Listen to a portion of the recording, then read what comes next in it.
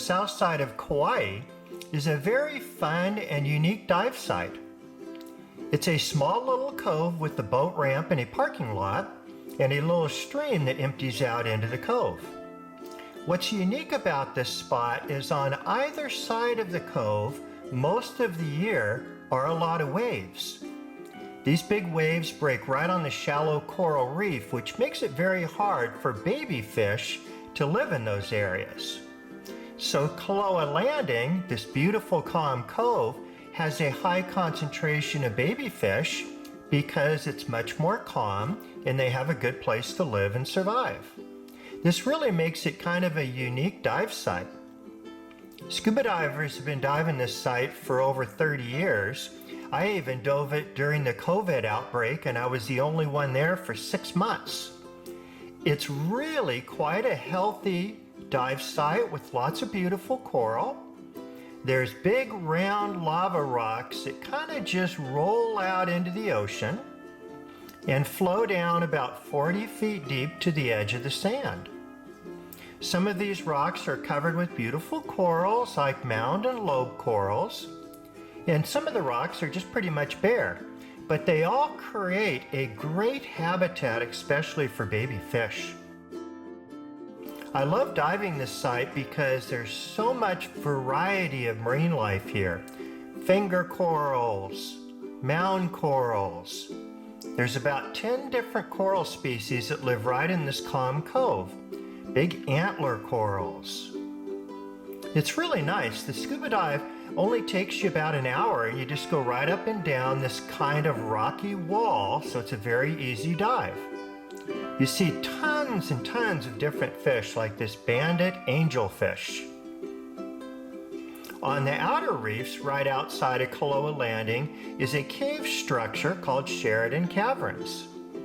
And that's close enough to do a dive out there. You even see some real rare fish like this flame angelfish. These are the Potter's angelfish. They're very, very common inside Koloa Landing Cove where it's nice and calm. This is basically just a baby fish factory that lives in this one area, and I've never seen this many different species of Hawaiian fish all within one small cove. This is kikakapu, or the blue striped butterfly fish. Kikakapu means bad no-no. In Hawaii, over the past 1800 years, the Hawaiians knew not to kill or eat this fish. Kikakapu means bad no-no, and once again, you don't take it off the reef because the fish cleans a reef of dead and dying coral.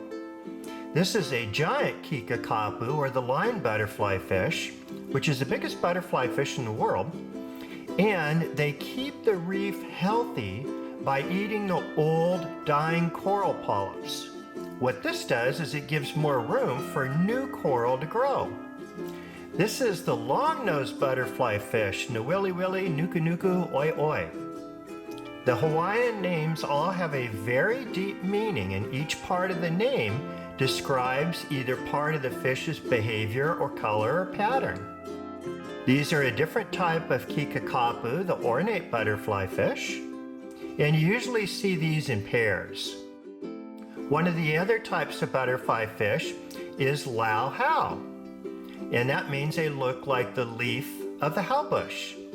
These are the raccoon butterfly fish because of their raccoon-looking face, and here they're harassing a frogfish on one of the rocks. Sometimes out at Koloa Landing, you'll see clouds of butterfly fish. You might see 7 or 8 different species and 30 or 40 butterfly fish in 1 hour-long dive. Here's a time where I went out by myself and was just playing around with a whole school of raccoon butterfly fish. These fish will actually follow scuba divers around underwater. Here is a video of me where a whole bunch of them were following me around. They do that because when you dive, you tend to scare away some of the other fish, and the butterfly fish come in and eat those fish eggs. So they like to follow divers around, and then they come in and they eat the eggs of the sergeant fish, which is called mamo in Hawaiian. Now the butterfly fish didn't learn to do this from me or any other humans out there diving. They've been doing this for probably 2 to 3 million years, following around monk seals. The monk seals forage in the rocks for small fish and crabs and lobster and eels, so the monkfish scare away the mamo from their eggs, and the butterfly fish all come in and eat the eggs. So it's very opportunistic feeding here at Koloa Landing. This is the teardrop butterfly fish, Hawaiian name Lau Hau, because it looks like the leaf or the flower of the hau bush. You have a pair of them normally that you see, like these threadfin butterfly fish. Usually you see them in a pair. Sometimes you'll see them one at a time, and that may be because their mate or partner got eaten by a shark or a monk seal or a moray eel. So the butterfly fish pair off, and again, out at Koloa Landing, you may see 6 or 7 different species, like this 4-spot butterfly fish, the raccoon butterfly fish, and most of them, again, have the pretty much general name of kikakapu. These are the Hawaiian dacilus fish. They're a type of damselfish. Their name is Aloilo'i. Pretty cool name. What that means is dazzling or sparkling, because they look like they're sparkling in the sunshine or doing a dazzling dance above the corals. This is a very unique fish to the island of Hawaii. They're really very cute. They get about 3 inches long. They'll come right up and look at you. On some of the bigger antler corals, like this one, you might see 30 or 40 of them on one coral. These are the baby Aloilo'i. So they look a little bit different. Different amounts of black and different amounts of white when they're babies versus when they get older. These babies are dancing in a rice coral. They call it rice coral because if you look, it looks like little grains of rice on the coral. This is Oili, or the triggerfish. This is Oili, the filefish. This one here that has a beautiful orange tail is called a fantail filefish. Its Hawaiian name is Oili uvi uvi. Here's another one that's the orange tail filefish. Now these filefish have a trigger on top of their head, which is a dorsal fin that they stick up when they go in a cave, so it locks them in the cave. We have all kinds of frogfish out at Koloa Landing. These frogfish are really amazing. It's one of the only places in Kauai you can see frogfish on a regular basis. Now these fish are a type of anglerfish. They sit there motionless, and they have a little modified fin on their forehead that actually is like a little bar that goes out, and they wiggle it around. It looks like it has a little worm on top of it. And that attracts fish to come up close to the frogfish, and then the frogfish just opens its mouth really fast and sucks them in. So frogfish really don't have to move very much. If and when you ever see one moving, like this one, they actually move by using jet propulsion. It's pretty cool. They suck in water through their mouth, and on the back of their pectoral fins, they have a little opening, a little kind of valve, and they squirt the water out of that valve on the back side of their fin. This propels them forward. They don't go very fast, but they don't really need to, because the thing about a frogfish is it wants to look like a rock or a coral. This is the Commerson's frogfish. There actually isn't a Hawaiian name because the Hawaiians probably never saw one of them back 1,000 years ago. These Commerson's frogfish can be red, green, almost brown, dark brown to light brown. So they can be quite a few different colors. Look at this green one here, how camouflaged it is on the rock with the algae. They're really difficult to see, even though they're just a big fish. I mean, this fish is 2 to 3 times the size of your fist. But they camouflage so well that most of the divers just go right on by and never see them. What's unique about these fish is we have like 3 or 4 different species in Hawaiian Islands, but it's the Commerson's frogfish that we see 99% of the time, and the one that's the most common out at Koloa Landing. What's kind of cool about these fish, when they're babies, they're a different color than they are when they're adults. This happens actually with a lot of fish species. So you can see this big brown one, how it's sucking in water, and then this little baby sitting on top of a coral, but it's bright yellow. These are the veke, or the goatfish that we have. There's also lots of these kinds of fish out at Koloa Landing. They're called pili koa. This is Hilu pili koa, or the black-sided hawkfish. Pili koa means to stick to coral.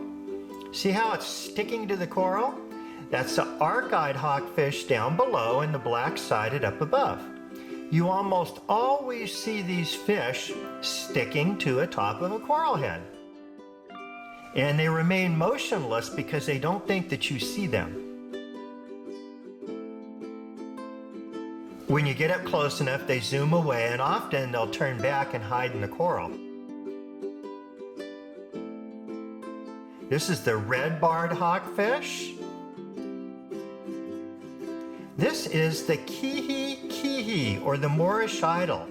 There's lots of these at Koloa Landing. Kihi means to zigzag, and it's a way that they swim through the water column. They look like they're zigzagging back and forth. They have that really long snout or nose because they can reach into the sharp corals and eat little bits of algae and also little sponges that they feed on. This fish is really unique. They're very common here in Hawaii, and they're their own genus and own family of fish, so there's not anything out there that's even remotely like kihi, the Moorish idol. Here you have a bunch of youngsters that are all hanging out together around one coral. And then lots of times you'll see the larger adults just kind of cruising around by themselves. They're super pretty to watch. This is a big school of akuli, or scad. They're actually a type of jack. This fish is about 1 foot long. The Hawaiians catch these fish and eat them, and they use fishing nets or throw nets to catch them. One of the big food sources for the Hawaiian people. This is the Omilu, or the bluefin trevally. And this fish gets pretty big, about 30-40 pounds and about 2 feet long. They're really beautiful, and they hunt for small fish around the reef. You'll often see these fish hunting with other species of fish like this nunu, the trumpet fish. And they actually hunt together. So the nunu might stick its long head in a crack, scare out a little fish, and then the Omilu zoom in and eat the fish. And then here you have 3 fish species hunting together. Moray Eels often hunt with the bigger jacks. And we have ulae, or the lizard fish. This is the orange-mouthed lizard fish. Now see, they have stripes on their jaws, their lips, that make it look like they have giant teeth. They actually don't have big teeth, as you can see on a close-up. But they'll sit there and mimic the rock and scare away predators because they think they have giant teeth. Now, this guy does have giant teeth. This is the dragon Moray Eel. The Moray Eels are called puhi in Hawaii, and there's a number of different species. One thing that's really wonderful about Koloa Landing is we have more Moray Eels there than any dive site I've ever seen anywhere in the world. This dragon moray has teeth so big it can't even close its mouth. Now it grabs fish and eats them whole, and that's why it has big teeth. When you get up close to these Moray Eels, they open their mouth, and a lot of times people think they're getting ready to bite you. In reality, they're actually very docile. Almost no one ever gets bit by a Moray Eel unless you stick your finger right in their mouth. The reason why they open their mouth is because they breathe through their mouth. The neat thing about Koloa Landing, and very unique thing about Koloa Landing, is that we have around 12 species of Moray Eels right in this one bay. Here's 2 dragon morays fighting for a place on the reef, and then a dragon moray next to a whitemouth moray. The reason we have so many Moray Eels here in Kauai is because we don't have big predator fish like groupers that eat them. So these fish really don't have a lot of predators. If you go to Tahiti or Palau or different parts of the world, you don't see as many morays like this big old whitemouth moray because they have big groupers, and the groupers will eat the young moray eels. Here in Hawaii, we don't have those big predator fish, and so we have lots of moray eels. Now these morays hang out at Koloa Landing in great numbers inside the little cove here. And these morays, like this whitemouth moray, can get up to 4 feet long. They get big. The reason there's so many morays at Koloa Landing is because it's a baby fish farm there. And there's so much food for the morays to eat. Sometimes I'll see 8 to 10 morays, including this little dwarf moray eel, out at Koloa Landing. That is really unique. This is a stout moray eel. This moray eel only gets to be about 1.5 feet long and comes in about a dozen different colors. Here's a gold one out cruising on the reef. These stout morays can be yellow, they can be white like this one here. They're one of the few moray eels that hunt during the daytime. So if you're out diving or snorkeling at Koloa Landing during the day, you may see 5 or 6 different species of eels that hunt during the day. But if you go out for a night snorkel or a night dive, then you're likely to see 5 or 6 different species of moray eels that hunt at nighttime. This is the tiger moray eel, which is incredibly rare. This moray eel only eats other moray eels. So there's very few places in the world that this moray can live because there has to be a great number of moray eels that live in the same area for it to feed on. This is the big undulated moray eel that can get about 5 feet long. They kind of undulate their body and their pattern when they move. This is one out at nighttime. That's why they call them an undulated moray. These feed on small fish. And again, they look terrifying to some people, like a big dragon of the past that's ready to bite you. This is the big moray eel that we have, and it's called the white margin moray. And then we have the little snowflake moray eel. And you see these out during the daytime. So once again, Koloa Landing's pretty unique. There's a lot of moray eels there, but you'll see different species at night than you will during the day. This snowflake moray eel grows to be about 1.5 feet long. You see them often out in the sandy part of the cove where the rocky reef ends. This is their preferred habitat.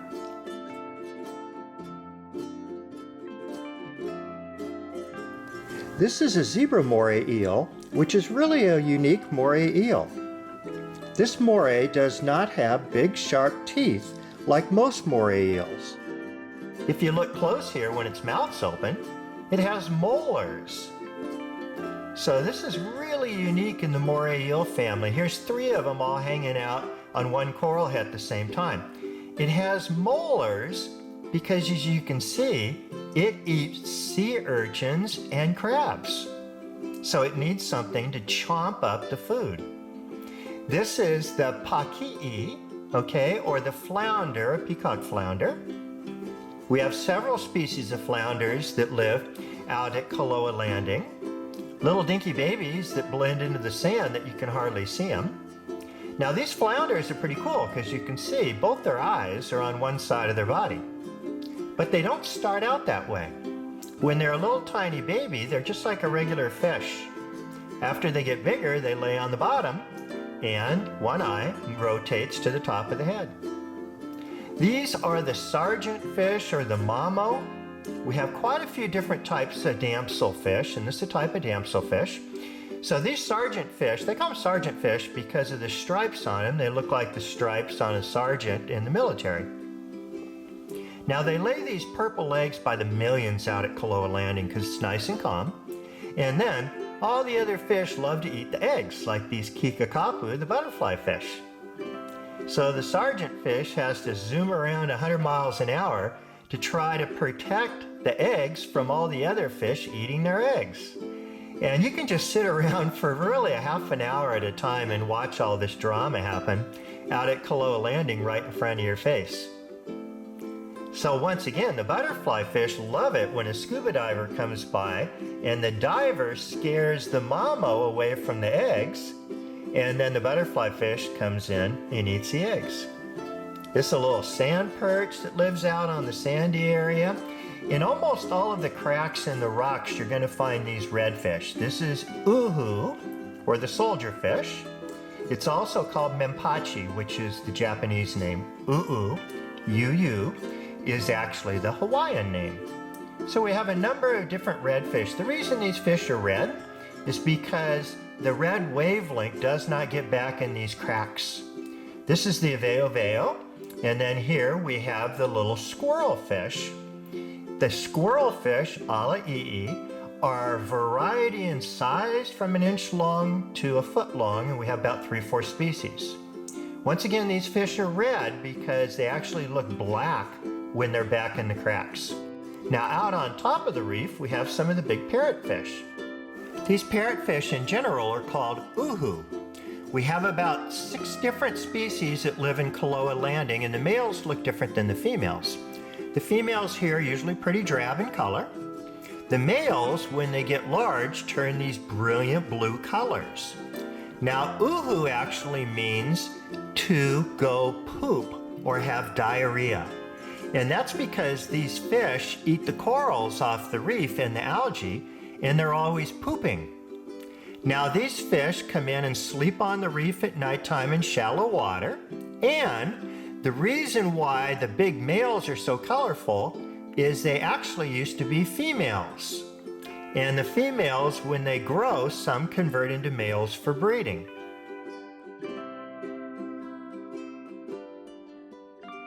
One of my favorite fish at Koloa Landing is kokala, the porcupine fish. They're just so darn cute to look at. They have these big moon eyes. They're usually back in the cracks. They kind of back into the cracks. So when you look in with your dive light, you're staring at them. If you surprise them, they gulp down water and then they balloon out like a porcupine. And that's why they call them porcupine fish. These are the other types of balloon fish, which is a type of puffer fish. This is a little box fish, or moa, and this one is a female. So the female moa, about 3 inches long, are white spotted, but then the male moa, about the same size, is bright blue. So a lot of times people will confuse these with 2 different fish, but really, one's a male and one's a female. Now the spotted moa looks very similar to the toby fish, but they have a different shape. This is one of the types of tobies called a crown toby, and then the common toby. We also have a number of different stingrays out at Koloa Landing. Even though they have stingers, this is a spotted eagle ray and they get really big. They're very peaceful and they won't hurt any divers or snorkelers out in the water. They're incredibly graceful to watch. Their Hawaiian name is Hi'imanu, and it means magnificent or graceful. So once again, the Hawaiian names are really cool because they really do describe what the fish is. So if you know something about the Hawaiian language, you can know about the history of each individual fish. Now, these Hi'imanu have electromagnetic sensors on their nose. And what this one's doing is probing the ground, sending an electrical impulse into the seafloor. And it detects crabs and shrimp and clams that it eats underneath the sand. This is the giant stingray that get about 4 foot across. We only see a few of them from time to time at Koloa Landing. Another common fish at Koloa Landing is the roy, or the peacock grouper. And this fish is actually invasive, as it was brought in from Tahiti by the state of Hawaii in the 1950s. This is nohu, or the scorpion fish. And this is a leaf scorpion fish. These are really hard to see because you can see they blow back and forth kind of in the current and look like a leaf. Usually, again, the divers will go right on by this fish and never see it. So the leaf scorpion fish, which most all the types of scorpion fish are basically called nohu. This is the devil scorpion fish. You can't even see this thing sitting on the reef. It's a foot long. Very poisonous, by the way. If you step on one or put your hand on one, the only way you see them is when they start to swim. This nohu has these beautiful colors underneath its pectoral fins. And they actually don't even like to swim. This is one of the really beautiful green lionfish that we have. This is unique to the Hawaiian Islands. The green ones only live here in Hawaii. This is the mu, or the big-eyed fish, big-eyed emperor. And then we have all kinds of different snappers. This is the ta'api, or the blue-striped snapper. And in the middle is the to'a'o, or the blacktail snapper. These snappers are incredibly common at Koloa Landing, but that's not actually a good thing. These fish are invasive. Once again, they were brought into Hawaii in the 1950s by the state of Hawaiian government, and that was a really big bad mistake because now they've taken over a lot of the reefs. So you can see here how many of these ta'api that there are in one school at Koloa Landing. And again, these are mostly babies right there. This is a fish farm in this cove because it's one of the only calm areas on the entire stretch of coastline. These ta'api eat all kinds of stuff from little shrimp and crabs that float in the water. And then we have giant schools of the surgeon fish. These are the menini, or the convict tangs. These are really important fish because these school of fish, as you can see, clean the reef. They're cleaning algae off the reef. This is the Naenae, or the orange band surgeon fish, and they're doing the same thing. They're cleaning the reef of algae. That gives room for the corals to grow. This is Nunu, the trumpet fish, that actually hides right in the middle of the school of the surgeon fish.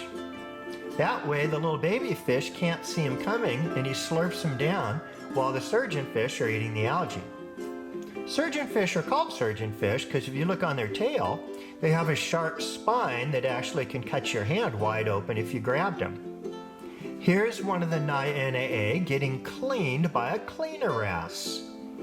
This is called a cleaning station. There's several of them out here at Koloa Landing. And these fish actually, like this Naenae, they can change colors from white with the orange to black with the orange. And they change colors very, very quickly.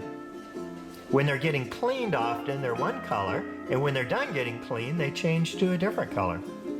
So there's big schools of these surgeon fish. Sometimes they're all mixed together in one giant school, and other times they hang out together. This is a baby Naenae, a baby orange band surgeon fish. They're yellow when they're babies. People mistake them often for these yellow tangs. And the yellow tangs, the Hawaiian name is Lauopila, which means looks like the leaf or the flower of the pila plant. We have lots of yellow tangs out at Koloa Landing nowadays. We didn't used to because a lot of them were caught by the aquarium collectors, but now most of these fish are protected and a lot of the yellow tangs have come back to Koloa Landing. They're just beautiful to watch. Most of the yellow tangs like to live in or near finger coral. Very important, and they feed on the coral polyps and they also feed on algae. This is one of the Polani, the bigger types of surgeon fish that we have. The orange band surgeon fish, these are about 1.5 feet long. They're very beautiful. Some of them in the caves are incredibly colorful. The eye stripe surgeon fish, we have ringtail surgeon fish. And you can see that big old spine on their tail there. That spine is about 1 inch long and could slice your finger wide open. So you got to be careful if you're ever trying to catch one of these big Polani because they're not the easiest thing in the world to grab or spear without getting hurt. Most of these fish are just algae eaters. This is a little coli, which is a type of surgeon fish. And it's called a orange ring coli. Orange around its eyes. This is the Achilles Tang, and its Hawaiian name is Paka Ikui.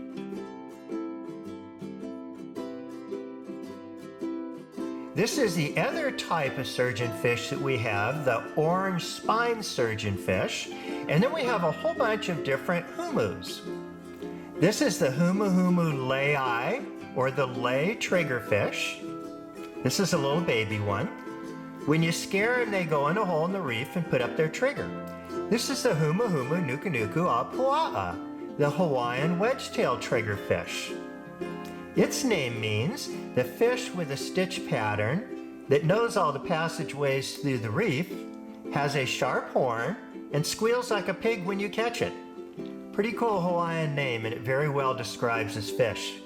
When you scare it, once again, it knows where all the passageways in the reef are, and it'll dart into one and put up its sharp horn so it can't be pulled back out. This is the pink-tailed triggerfish. This is one of the coolest fish I've ever seen, and we have lots of them at Koloa Landing. This is the nunu, or the trumpet fish. It's long and skinny, and it stands on its head in the water because it eats little dinky fish way back in the cracks. Now when it's standing on its head, the little fish can't see it very well. It just blends into the sky. Really cool fish. So what happens? They'll stand straight up in the water column, and then when they see a little fish well back there, they dart in and grab it.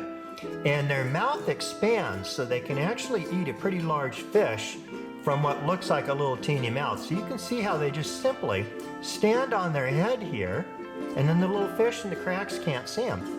Now, these nunu are really smart because they cruise around in a big school of convict tangs, because the little fish know the convict tangs only eat algae. So they're not scared when they see a school of convict tangs. We have wrasses out here at Koloa Landing. This wrasse is a baby yellowtail chorus. It kind of looks like an anemone fish, a Nemo fish, but it's not. This is actually a baby of a fish that looks completely different when it gets bigger. Here is an adult yellowtail chorus. So this is a larger one of that little redfish we just saw. This is called Hinoleia Akilolo. And Hinoleia pretty much means she's kind of the female guardian of the reef. Akilolo means crazy. So you can see they're always cruising around like they're nuts. And they never stop moving, and they never stop twisting and turning. They're just a really beautiful fish. Now these fish look for critters underneath rocks that they turn over. Here, this one is eating a starfish it just found. Now what's cool about these fish is they're all female when they're hatched. There are no males. And then as the females grow, some of them will convert into males for the purpose of breeding, and then they'll change colors and look a different color. The parrotfish do the exact same thing.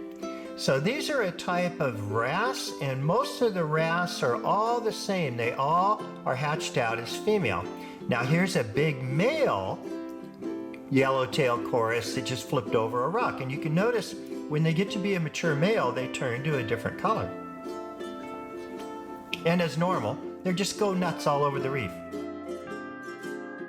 Here's a baby yellowtail chorus with some baby psychedelic wrasse that are all hanging out with the kihi, the Moorish idol. This is another really beautiful type of wrasse we have. This one is called Hilu, and it's the lined chorus. Now this fish is about 1.5 feet long, and this is a female. Sometimes with these wrasses, the males and females look so different you would not think they were the same fish. So once again, these wrasses are all hatched out as females. And when they get older, one will convert into a male. So this is a male line chorus, and it doesn't look anything like the female. And a lot of times, even in old times here in Hawaii, the males and females often had a different Hawaiian name. I'm not sure the Hawaiians at the time, because they didn't have DNA testing back then, knew that they were the same fish. So it's often really hard to tell when you see a small wrasse what kind of species it is, because it could look completely different than the adult. Now here's a rock mover wrasse. This is one of the coolest fish we have at Koloa Landing. When they're little like this one, they look like a leaf or a piece of limu, and they swim around on the reef to kind of mimic a floating piece of seaweed. Really cool. They call them a rock mover wrasse because, just like their name, they turn over rocks and they eat all kinds of little critters under the rocks. So the babies, as they grow, turn into a fish that looks completely different. So this is an adult rock mover wrasse. Very, very, very normal for the wrasse family, and sometimes very hard to identify. So this is an adult rock mover wrasse, and it's completely normal for the wrasse family to have males and females that look totally different. And then we have other types of wrasse, like this really, really, really pretty ornate wrasse called la'o. And these fish are darting around 100 miles an hour, so often they're hard to see and often they're hard to identify. This is the razor wrasse. This thing is a real cutie. It lives out on the sand. And as you can see, when you scare it, watch, it'll just, boom, disappear right into the sand. We have about 15 different species of wrasse that live at Koloa Landing. We also have some really, really, really strange invertebrates at Koloa Landing. This one's called the sponge crab. Now this big old monster crab is over a foot wide with giant claws, and it takes a sponge and holds it with little feet on top of its back. Now why in the heck would a crab want to do that? The reason why for this sponge crab is because the sponge is actually poisonous. So a fish can't zoom by and swallow and gulp down the whole crab because it's got a poisonous sponge on its back.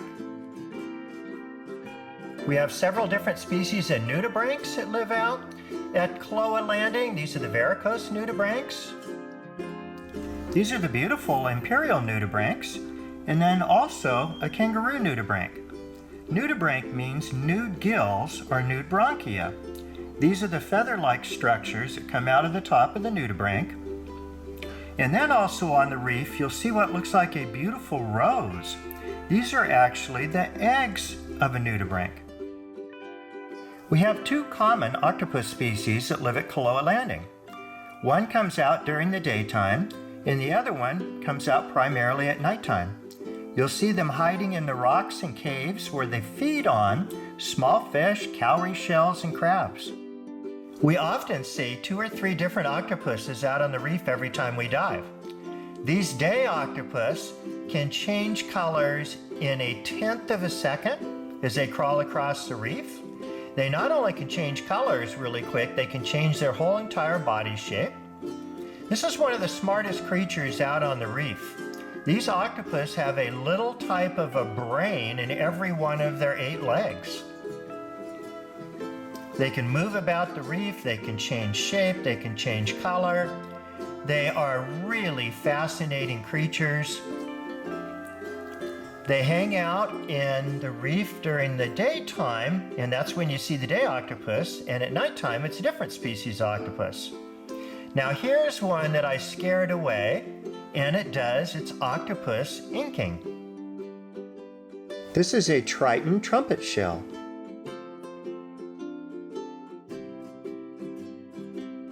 A miter shell here that lives under the sand.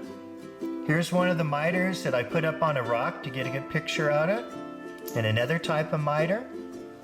There's quite a few different types of shells out here at Koloa Landing, and often they're inhabited by big hermit crabs.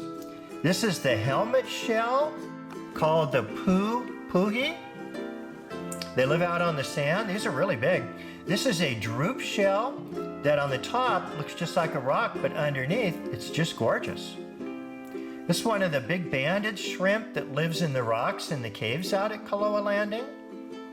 If you take a dive out there, just go really slow, get a dive line, look back in the cracks. You'll see these banded shrimp. There's all kinds of cool critters that live back in the cracks. This is another type of striped shrimp. And these shrimp, by the way, are cleaner shrimp. What that means is they eat parasites off of other fish species. Like right here, they're cleaning a moray eel. They'll even go in the mouth of a fish to clean parasites. So this one here, when I went down to take a picture of it, actually jumped up and tried to clean the camera. So if you hang out at a cleaning station, that means to the little shrimp you want to be cleaned. We even have fun sometimes and open our mouth, and these little shrimp will crawl right into your mouth and clean your teeth. Really super fun to watch. We have some big starfish at Koloa Landing. This one is actually native. It's called a crown of thorns starfish, highly poisonous though. These starfish eat live coral. Even though it's native, we don't like having very many of them out on the reef. The trumpet shell, the Triton trumpet, actually eats starfish. So it's really good to have a lot of Triton trumpets on the reef.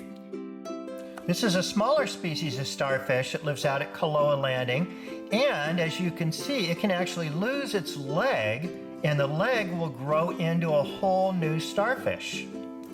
We have several different types of beautiful sea urchins out here at Koloa Landing. This one is the red pencil urchin, the ha'uki, and these actually won't hurt you. They're big spines, they're all over the reef, they're incredibly beautiful, and they actually used the spines many hundreds of years ago as pencils to write with. This is the rough spine sea urchin. It's about 8 to 10 inches wide. There are all kinds of beautiful sea urchins at Koloa Landing. This is the Vana, or the banded sea urchin. Here's one of them spawning. Now this is a type of sea urchin you don't want to touch because they have poisonous spines, and you don't want to have your hand or your foot or your face or anything anywhere near them. So these are the black sea urchins you see out at Koloa Landing, but sometimes they're black, sometimes they're white, and sometimes they're banded. They're called Vana, the banded sea urchin, even though some of them might be black.